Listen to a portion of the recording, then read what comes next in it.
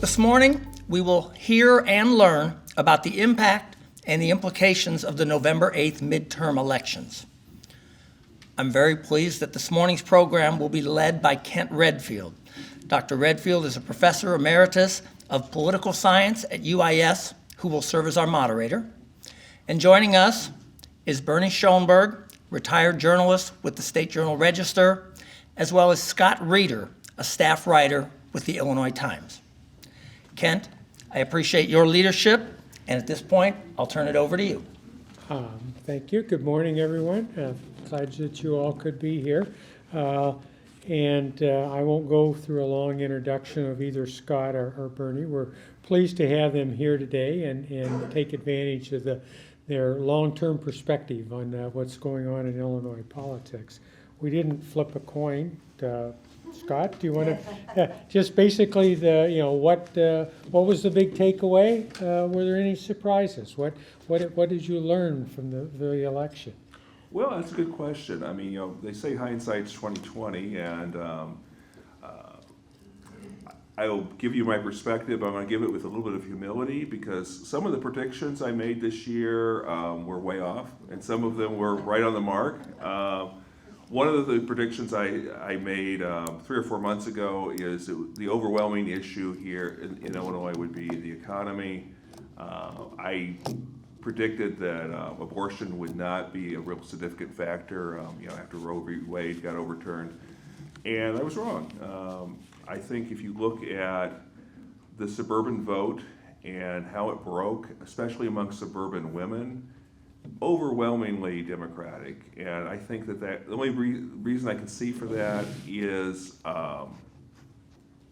the abortion issue, and so I think that was one of the things that struck me. I think that another thing that really struck me and I found encouraging on a national level is the turn against Trump Republicans, the real acolytes of Donald Trump. And to be very honest, and I've written about this many times in my columns, I think he's indicative of the rot within the entire political system. What has happened there with him, inciting a riot,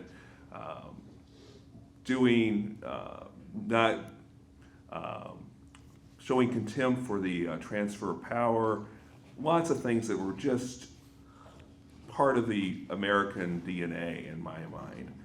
And I think that on a local level, I think, one of the things the race I was really thrilled to cover was between Regan Deering and Nikki Wyszynski.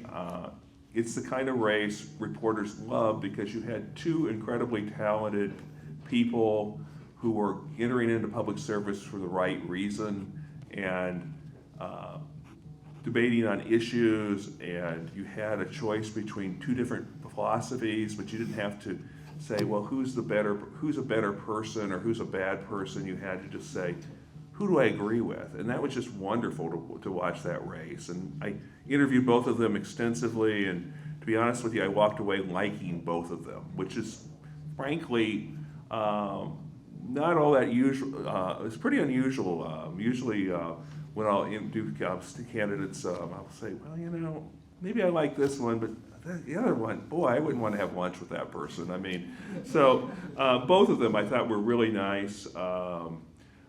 I think that we're seeing, on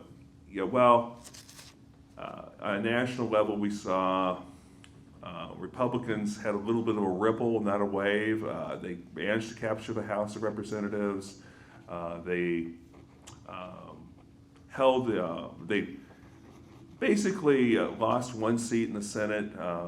We'll see what happens otherwise. But in Illinois, it was just pretty much a blowout for the Democrats. They picked up 2 Supreme Court seats. They also were able to win every statewide election. But I think you also look at how the gains they made in the legislature, and I think that the gains were made almost exclusively in the suburbs. And I think that if the Illinois Republican Party is ever going to rebound, it's got to be looking at how can we appeal to suburban voters, particularly suburban women voters. And there's a lot of reasons why the Illinois Republicans are doing poorly.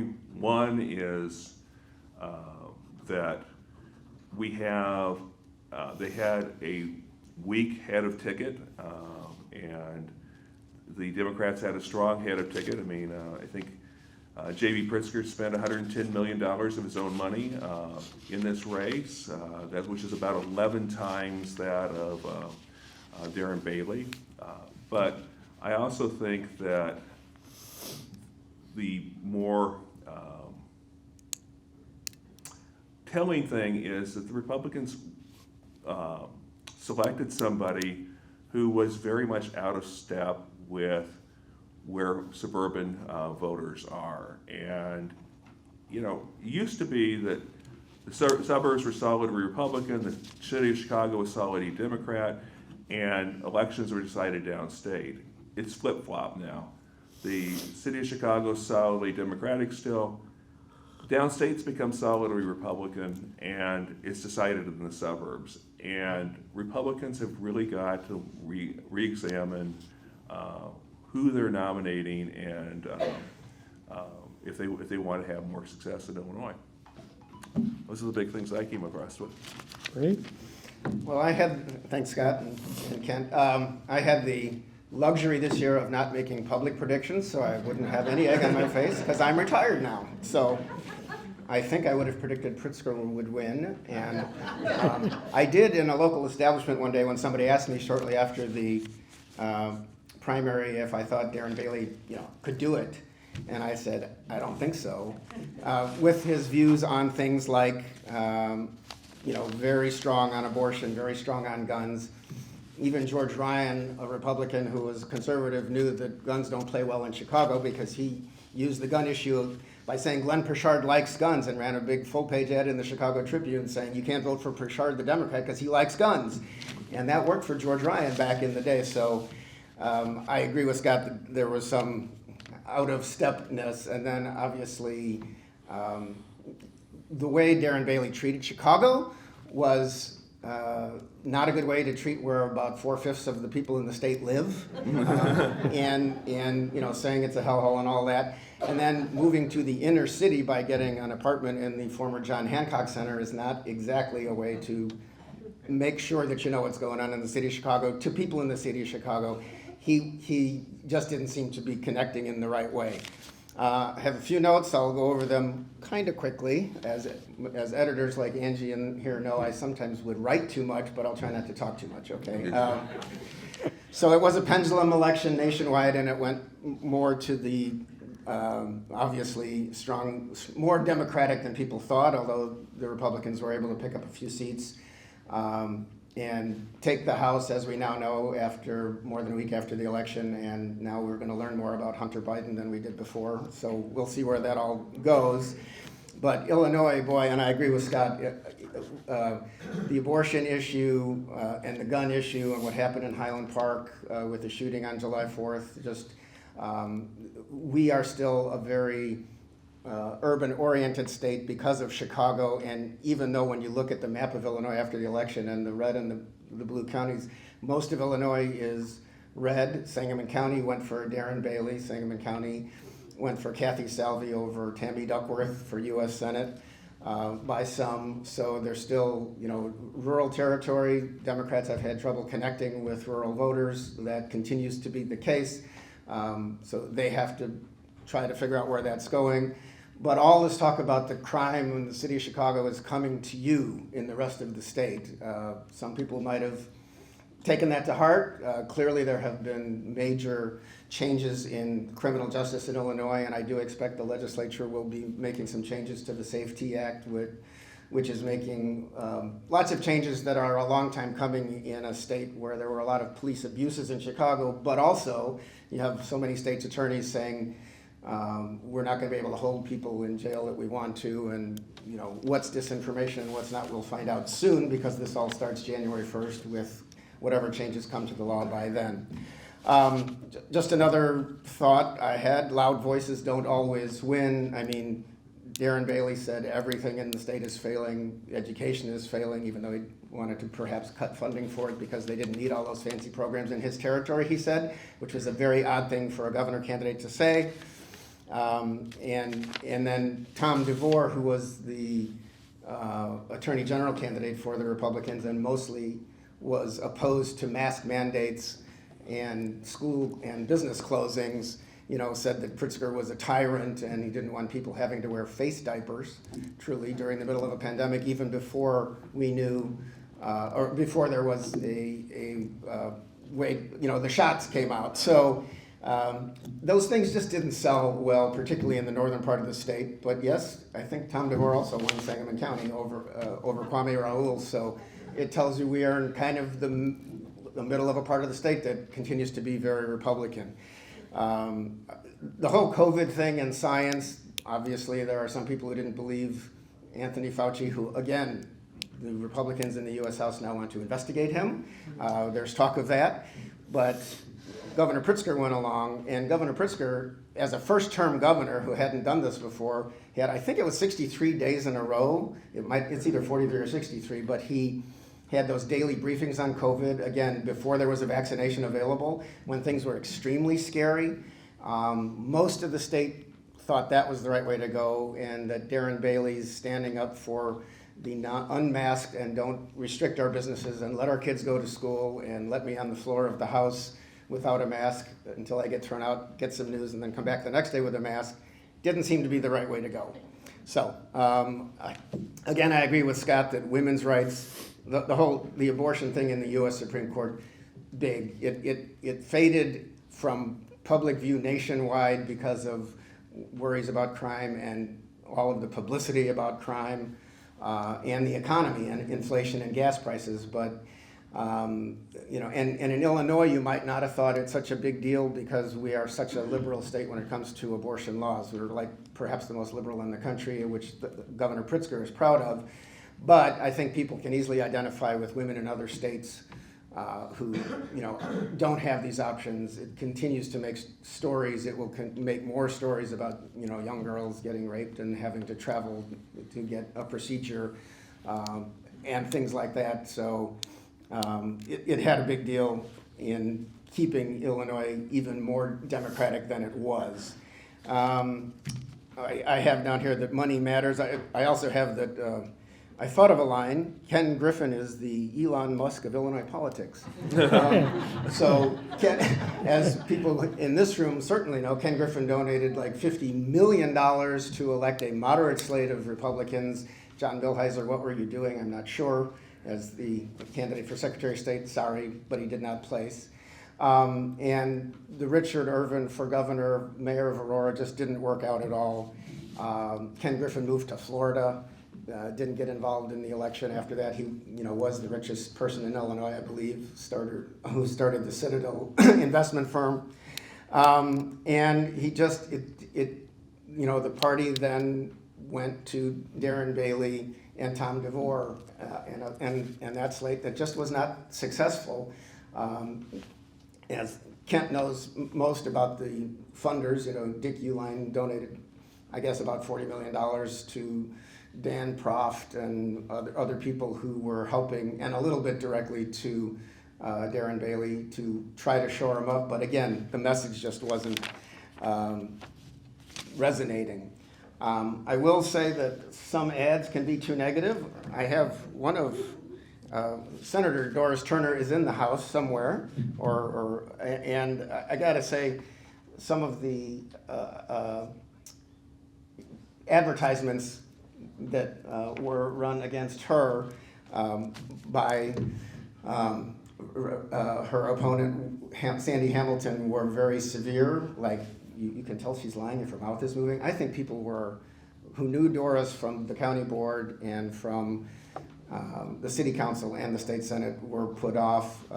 Turner did a good job of reacting to those on media, even though she didn't answer all of the questions about the past. She was never charged with any crime in the past, but all Sandy Hamilton was talking about was crime.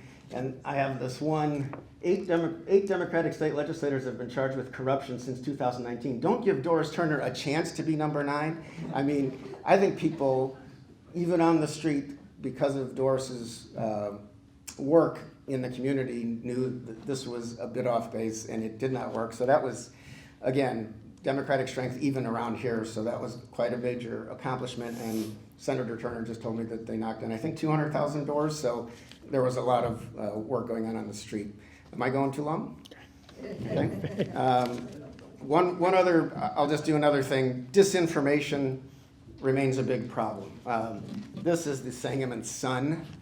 I got 2 of these in my mailbox the week before the election. Dan Proft, who, as you might recall, was a highly successful placing number 6th candidate for the Republican nomination for governor, I think in 2010.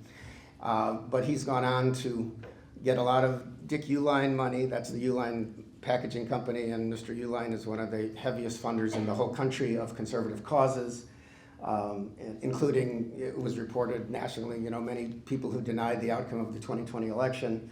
But Dan Proft started these, or has been involved in starting these newspapers a few years back, and they emerge in mailboxes around election time, and they are kind of completely outrageous. The headline on this one was "No More Boys and Girls. Pritzker Family Leads Push to Replace the Myth of Biology."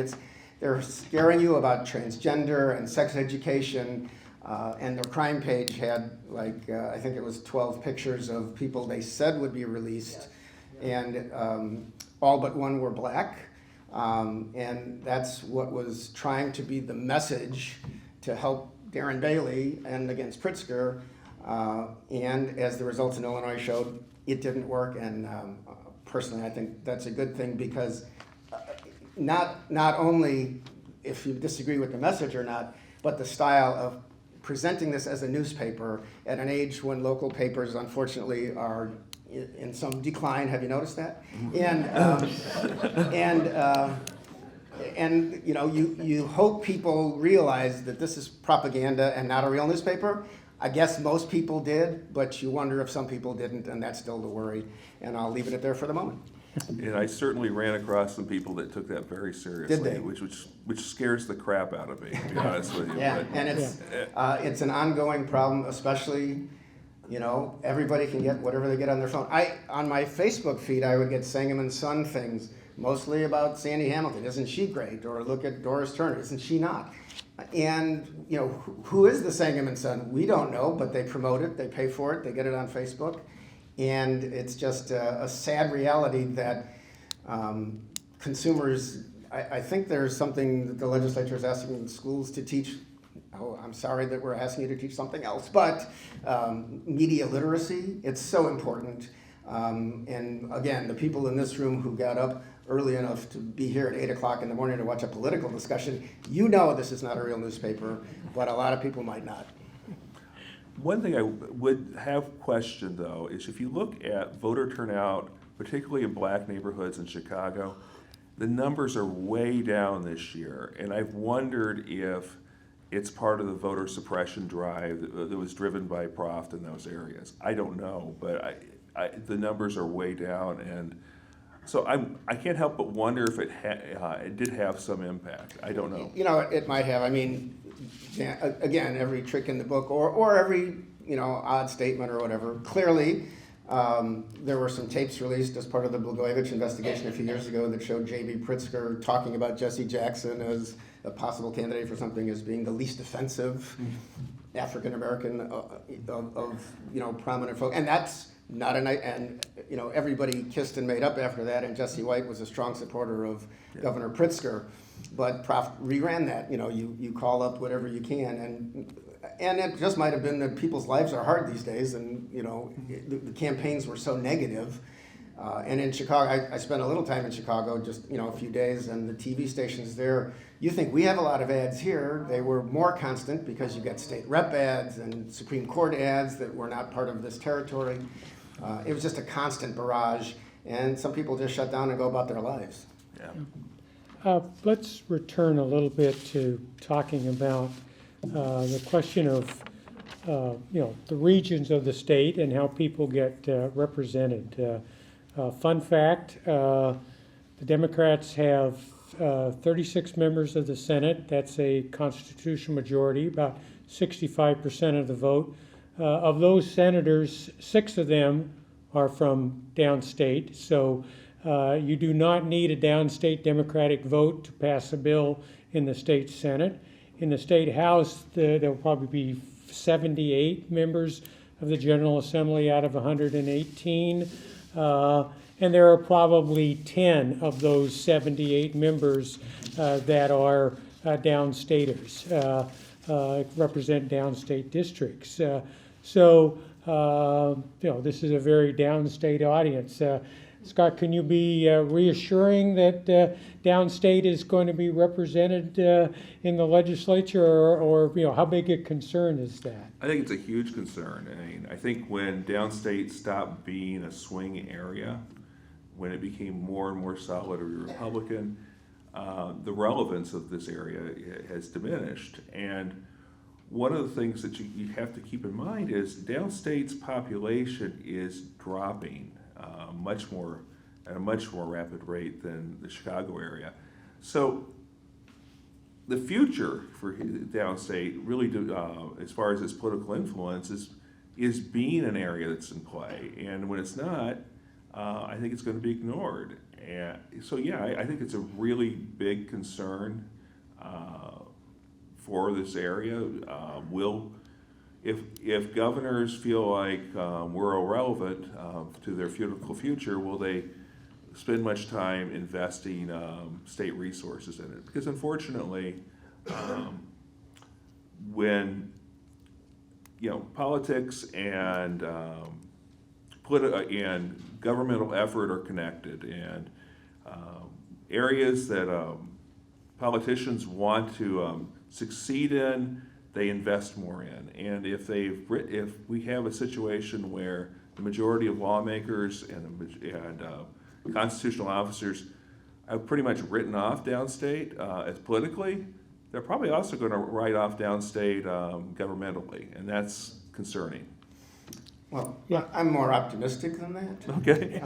Just somewhat, and even Tim Butler, who state representative from Springfield, who interestingly announced shortly after the election that he's going to take a job with the Illinois Railroad Association, if I get that right, and which is a good job for him, lobbying job. They'll have to name somebody to replace him, but he talked on the radio about, and by the way, I could ding him for like taking a lobbying job like a day after he leaves the legislature, because that's something he said was wrong when they were doing the ethics bill. But he likes soccer, and he's a good guy. Butler's good, and he's always worked well with me when he was with Ray LaHood, and even when he was with, I think, Rodney Davis. And so he's anyway, congratulations to him. But when he left office, one of the things he said was that the infrastructure bill, which he voted for, which doubled our gasoline tax, is having projects all up and down I-55, and that's good for the state. And he talked about like $750 million of work on railroads and other things, infrastructure in Springfield. They're going to redo the armory. That'll be interesting to find out what the governor wants to do with it, because it's a nice big old building, and we'll find out. But there's a lot. The universities are. Some of them are expanding. The governor announced a new candy factory in Bloomington the other day. He's been pushing electric car facilities, which is interesting because Rivian was such a hot shot out of the gate, and then every major car company in America is advertising nothing but electric cars now. So all of a sudden, the field has changed, but we'll see if Rivian continues to try to be successful. Anyway, I think that there is a lot of investment that a good politician will make. And Scott, you might be right that people will forget downstate. Population is going down, but even people in Chicago need a road on which to get to St. Louis for a good weekend. Let's do the other side of this. The Democrats, Governor Pritzker has the opportunity to be the first governor since Jim Thompson to complete 2 terms in office. So the Democrats have a huge majority in the legislature. What are the chances they're going to solve problems? versus the chances that the governor will spend 2 years running for president, and the Democrats will spend time trying to reconcile the Black Caucus, the Latino Caucus, the Women's Caucus, the Progressive Caucus, who am I forgetting? The Green Caucus, and the Progressive Caucus. So, are we going to get some stuff done in the next 4 years, or is the ugly side of Illinois politics going to kind of drag us back down? Go ahead. Okay, first of all, Pritzker, with overwhelming majorities in both houses, did an amazing amount of stuff in his first term by passing that infrastructure bill with, doubling the gas tax again. It's not a popular thing to raise a tax, and it's something that Darren Bailey said was terrible, but is helping all of these areas. They passed the minimum wage, which Democrats have been going for years. This criminal justice reform, while it clearly has problems that can be attacked, it is something, it was generated by study groups, and the Black Caucus was very strongly behind it. And while everybody wants to back the blue, the history of Illinois with what's in Chicago is so different because of John Burge, the horrible police commander who used to beat people until they confessed. And then you find out the city of Chicago, I read an article the other day, is paying out about $80 million a year in settlements to people who were wronged by police. So they've got I think it's 12,000 members on the police force, so I'm sure most are great. Some have been bad. And Pritzker has become one of the most progressive agendas I've ever seen in Illinois, and he just did it because the Democrats control the House and the Senate and just did it with him. My guess is he will continue to do that. He's talking about, I think, more access to college. I'm not sure if it will be free to all junior colleges or whatever. People have talked about that for a while. We'll see if the state can afford it. Obviously, we still have a pension problem.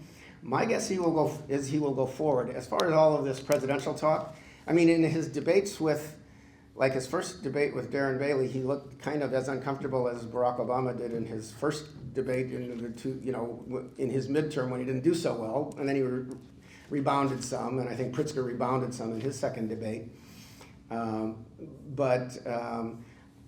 It would be a leap to go for the presidential thing. I have not been on the inside talking to these people. Maybe he really wants to do that if Joe Biden does not. But he has talked about it. I don't think it's going to stop him from trying to do a lot more in Illinois, regardless one way or the other. Scott? I would pretty much agree with Bernie on that. I just think that we're going to see a lot more things passed. On criminal justice reform, yeah, there's some things in there that may need to get tweaked over time, but I'm just kind of glad to see we're making some changes, making some reforms that have been needed for a long time. I mean, people have complained about the criminal justice system forever. At least we have them doing something, and we'll find out if it works or it doesn't work. But at this stage, I mean, I just think that he deserves kudos for seeing some change happening. And by the way, I think both of us have talked a lot about the abortion decision in pushing the Democratic gains in Illinois this year. I think democracy is another one, because I think the January 6th committee, some people don't like how it's made up, but Adam Kinzinger from Illinois is one of those that's on it, and I think it had an effect too. The suburbs are not pro-Trump, and the January 6th committee made very clear, I think, in all of those televised hearings that it wasn't just, visitors taking a tour of the Capitol. Yeah. Are there going to be some serious efforts to make the hard decisions about dealing with, Illinois' budget? We've got a terrible pension problem. We have property taxes that everybody complains about, but people want good schools. There's some tough votes out there. Again, is there the will do you think that the people that are going to be representing us took away from this election that they can take some risks? Because there are some real risks. No. I don't see the pension issue getting addressed in a meaningful way until we are at an absolute crisis. I think it's unfortunate. That's not a characteristic of Democrats or particularly, I mean, it's a characteristic of Republicans as well. It's just a political thing. I mean, until we see a political need to address a problem that's really difficult, usually we don't address it. I just don't see that issue resolving. I will also say, though, that since we've had the tax increase under Governor Quinn, that our pension situation has gotten better. It's not great. It's still the worst in the country, but it's not at a crisis point like it was a number of years ago.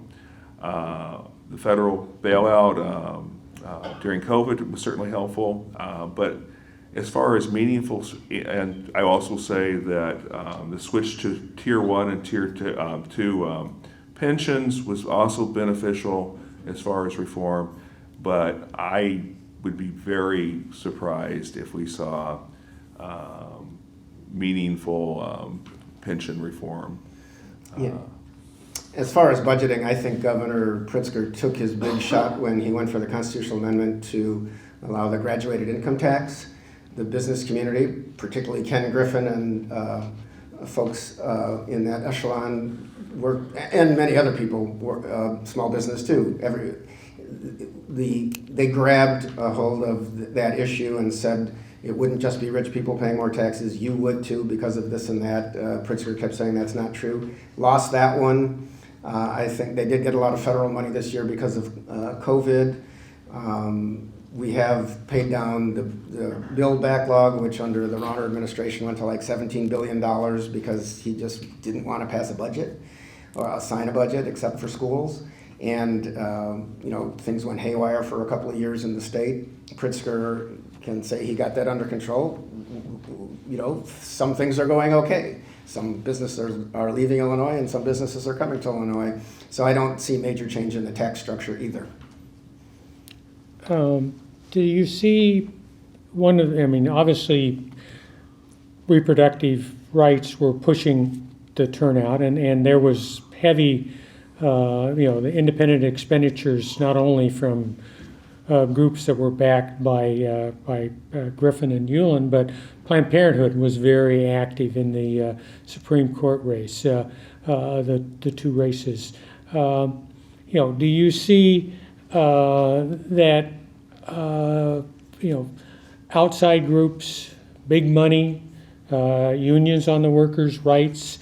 It is billionaires, but it's also big interest groups that are spending a lot of money. Are you concerned about kind of the voices that seem to be making a difference, or maybe the question is how do you get more voices from the grassroots involved with politics and campaigns?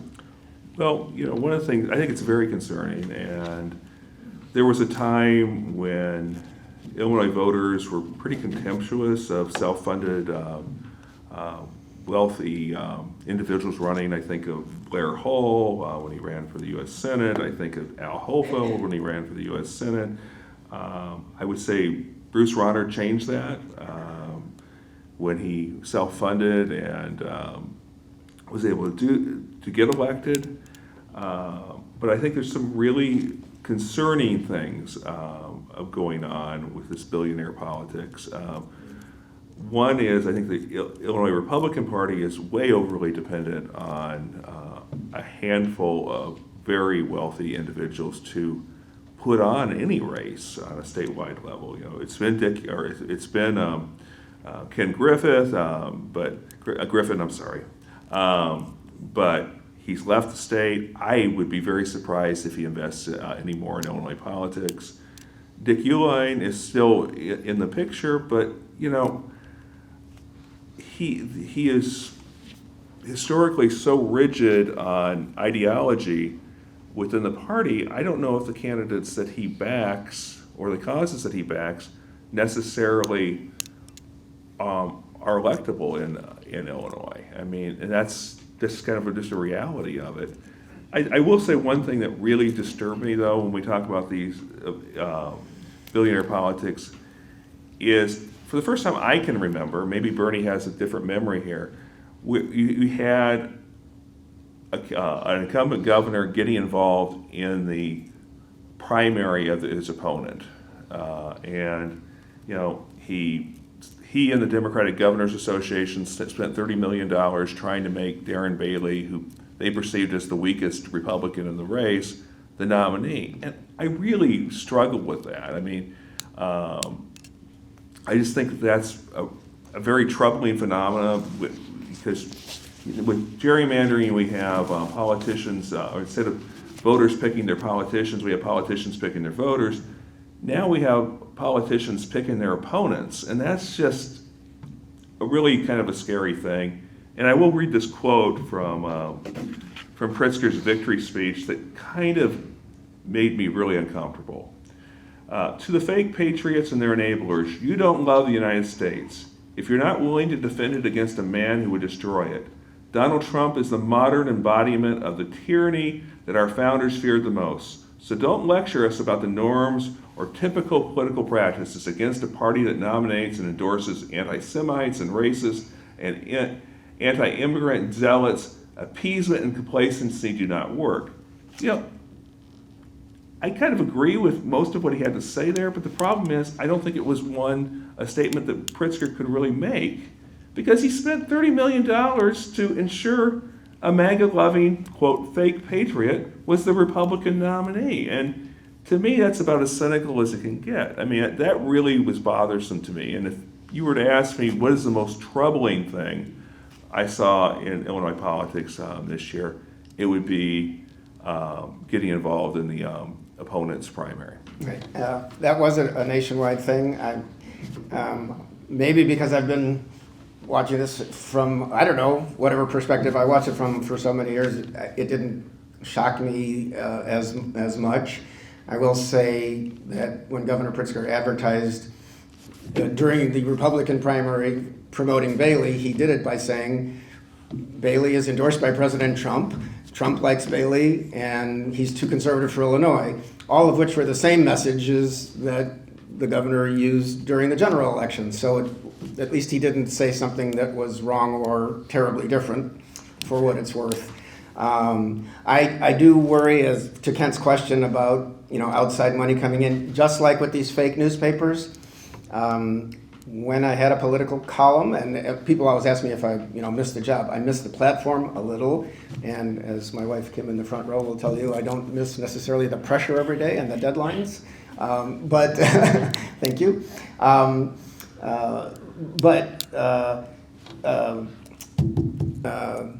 Where was I? See, Jim got me all flustered here. Where was I? This has happened to me from time to time. Anyway, I know. In the column, I remembered. In the column, I used to find out who was giving these messages, who paid for that ad, where they come from. There were a lot of ads that were pro-Bailey that weren't from a different group than people who played by the rules, which was Dan Profs. And I wasn't exactly sure if it was also Dick Uihlein money, and somebody should look into that as often as you can to say where it's coming from, especially in the age of Citizens United, which is obviously open the floodgates to outside groups funding campaigns as long as they don't coordinate. Okay. So. And do you really believe they don't coordinate? Well, I don't, but that's beside, did you see my air quotes? Yeah. Yes. Okay. They should be telling me there really isn't an Easter bunny, so. And why don't we hear from the people at this point, talking about the voices, and so I think we can go to questions now. It's almost impossible for me to say. I'll turn it over to John. Yeah, it's difficult to see, but Chris Richmond has a microphone, and we're going to see if there are any questions that you have.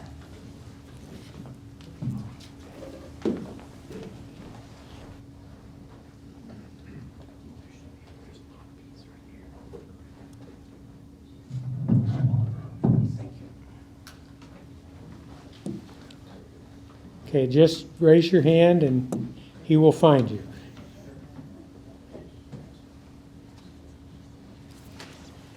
Well, first, Bernie, you may miss the deadline. I don't think you're on the microphone.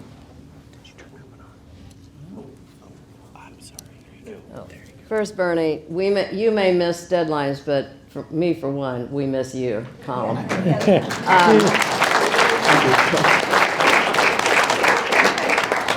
I really have two questions. One, do you have any predictions of who might be named to Butler's position?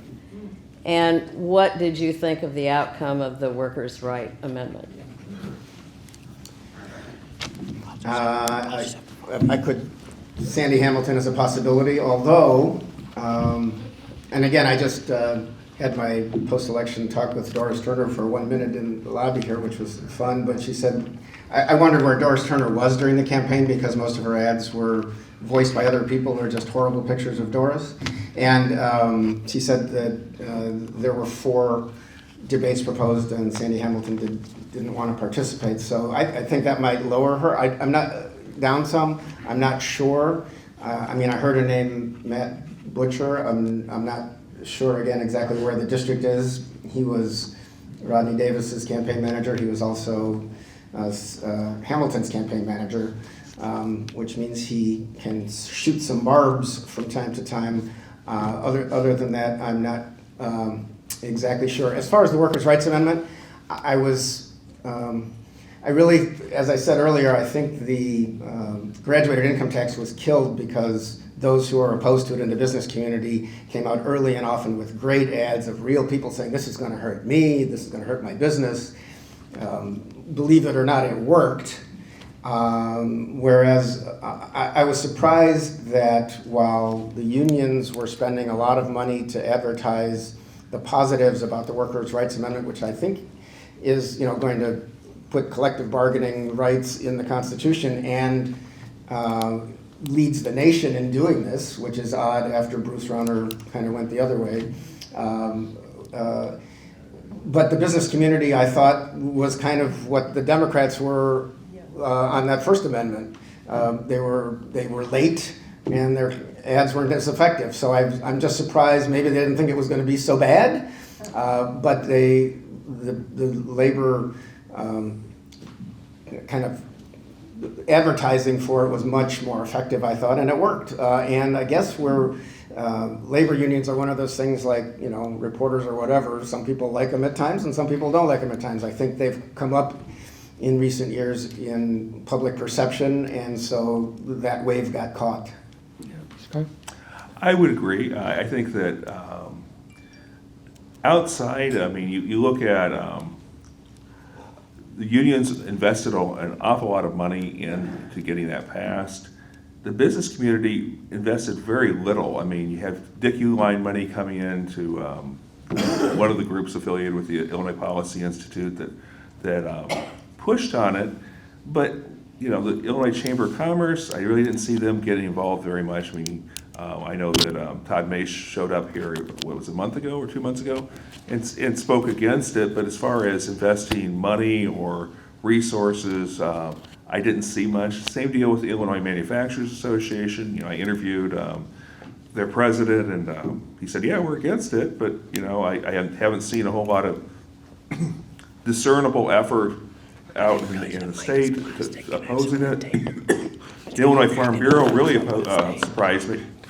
They didn't take a position on the issue. So, I mean, you had essentially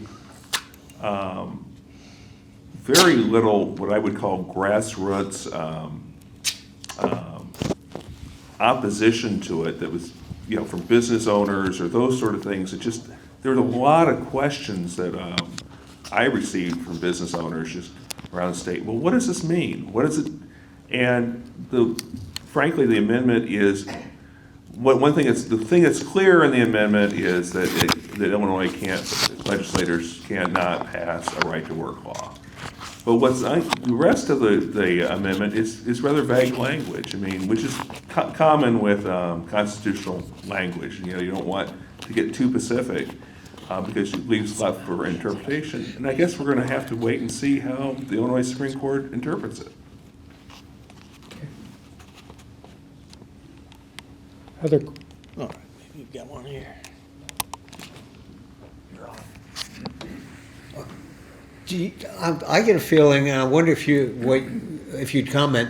I have a feeling that some of the really nasty, hostile attack ads this year may have caused a boomerang effect as compared to previous years where they weren't quite as nasty.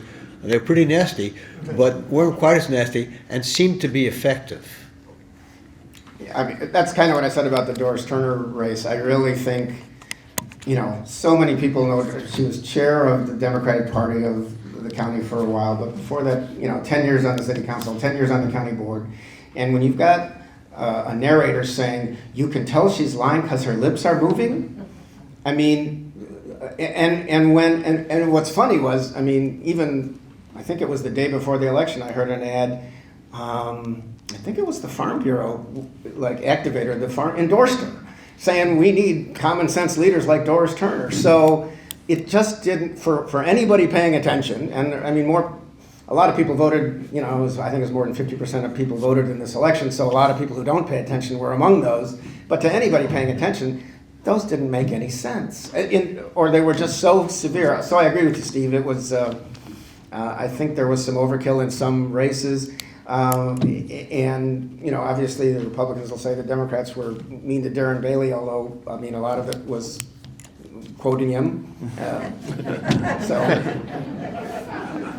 I would agree.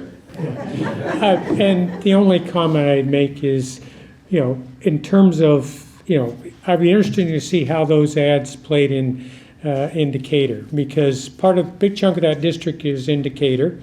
And one of the things you do in campaigns is you want to define your opponent. And so, you know, there's an opportunity there where, you know, this is not a familiar face. And so that's one of the ways political consultants look at it. The other thing is when you're running negative ads, if you can turn a potential supporter of your opponent into a non-voter, that's a win. And so, you know, there's a fine line between turning people off and so they don't participate, and turning people off to the point that, you know, that you'll actually get some backlash. I don't expect negative ads to go away anyway soon, because the consultants, the people that are spending the money, really think they move the numbers.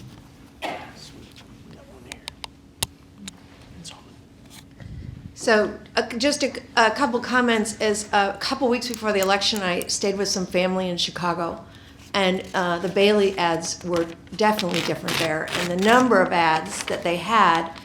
And so we got a conversation with my relatives, and they're like, well, this is what Bailey says. And it really just struck home. These are intelligent people who are educated, who, you know, however they vote, they had the ability to do the research.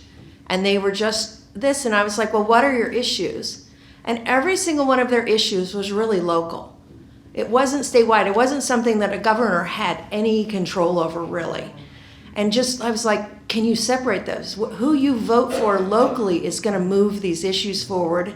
You can't but that umbrella effect. And then I was like, okay, well, this is what the ads say where I live, and this is what I know. And they're like, oh, maybe we should look into this some more. Yeah. Maybe Were should. Were they pro Bailey? I mean, Bailey's Yes. own ads for himself? Yes. Okay. And so that was interesting. The other thing is, to that point of turning voters off, you know, if there was some big surprise where something got revealed about somebody, I voted the first day that it was open to vote because I just couldn't stand it any longer, and just had to just do it. And I guess the other point is just the mass amount of money wasted for the number of things I threw in the recycle bin. Some of those ads, I'm sorry, I'm not voting for you because you're just going to throw my money away when you get a chance to do it.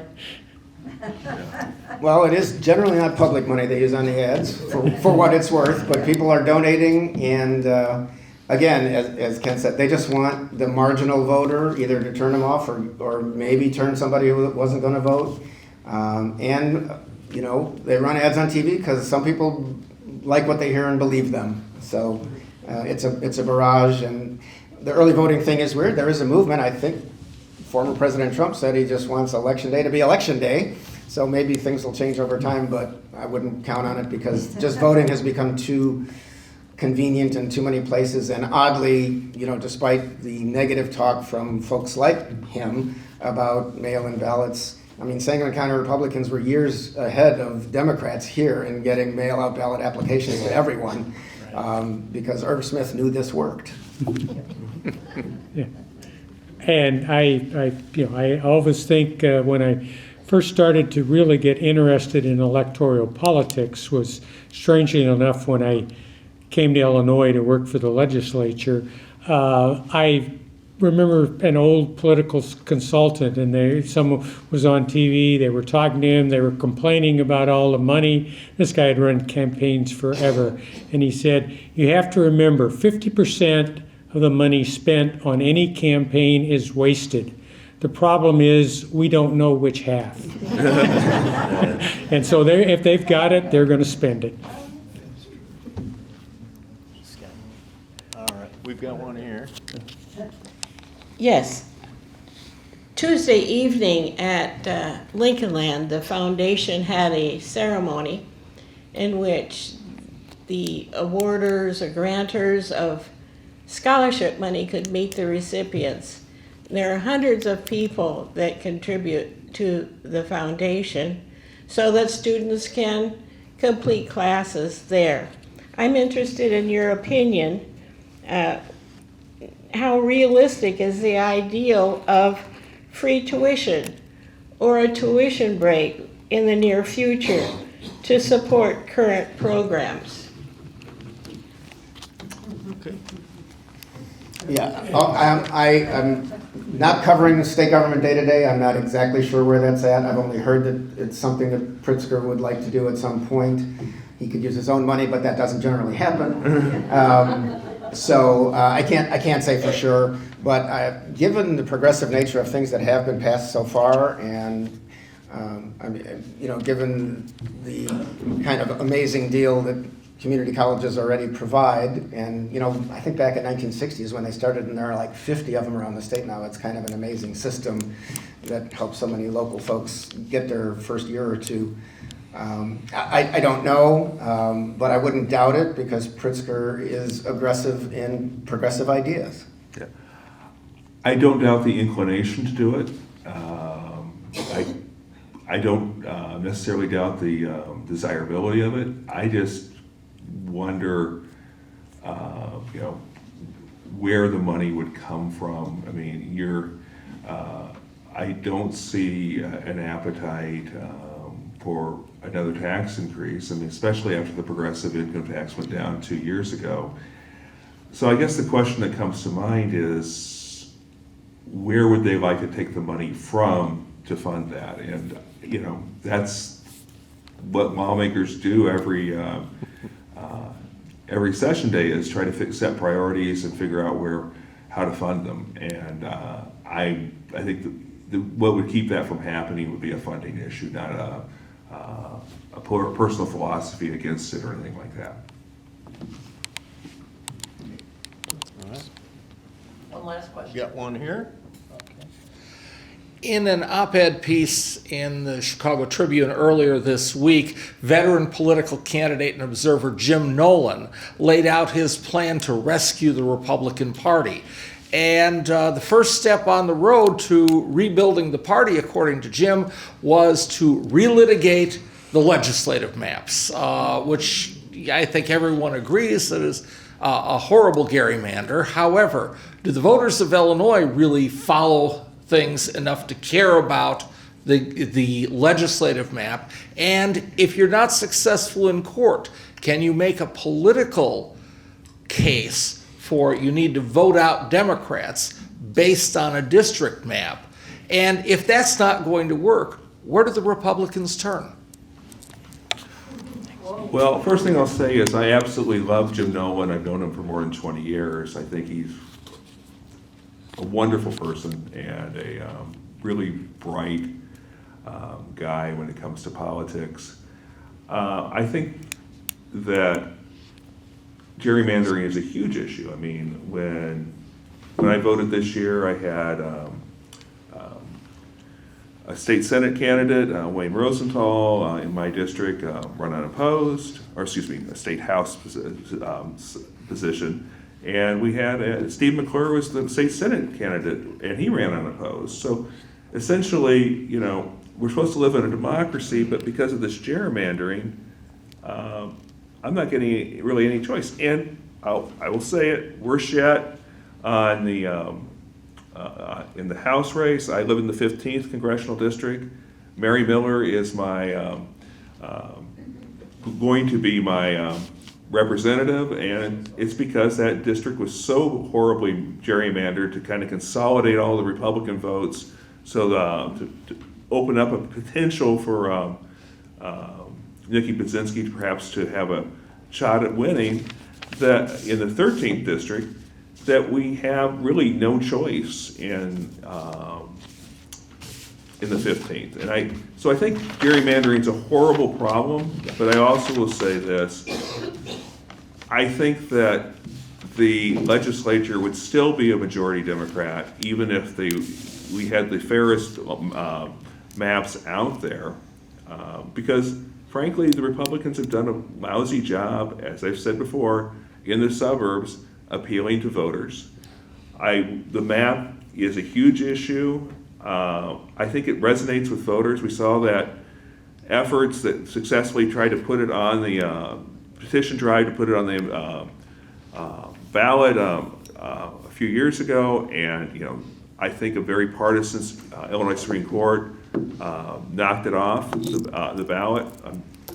So I would agree that it's an issue, but darned if I know how to resolve it, because I don't think it's enough of it resonates enough with the ordinary voters to make them vote against candidate A instead of candidate B. So that's kind of where I'm at. And we'll give Bernie the short last Okay, well, word. yeah, I think it's also a good issue, but it's not a sexy issue, and it's real tough. Certainly not in an election season. It's going to be real tough to do that.